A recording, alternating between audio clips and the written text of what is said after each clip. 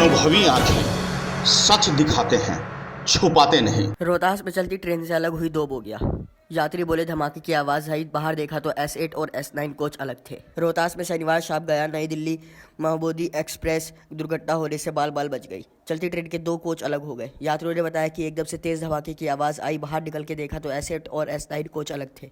इसके बाद रेलवे को जैसे ही इसकी सूचना मिली, ट्रेन को रोका गया। दरअसल ट्रेन की कल्पिंग टूटने से ये हादसा हुआ।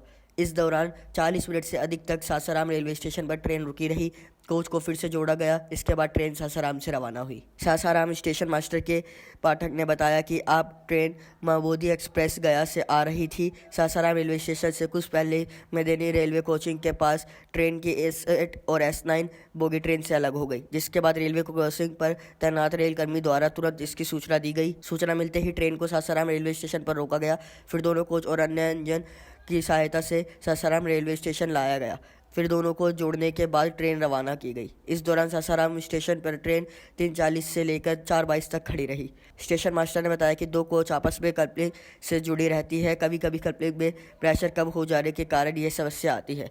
महाबोधि एक्सप्रेस में यही समस्या थी। प्रेशर ठीक कपल को जोड़ा गया।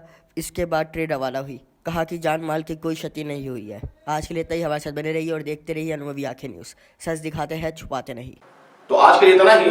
हमारे साथ बने रहिए और खुद को रखें अपडेट। तो देखते रहें अनुभवी आंखें न्यूज।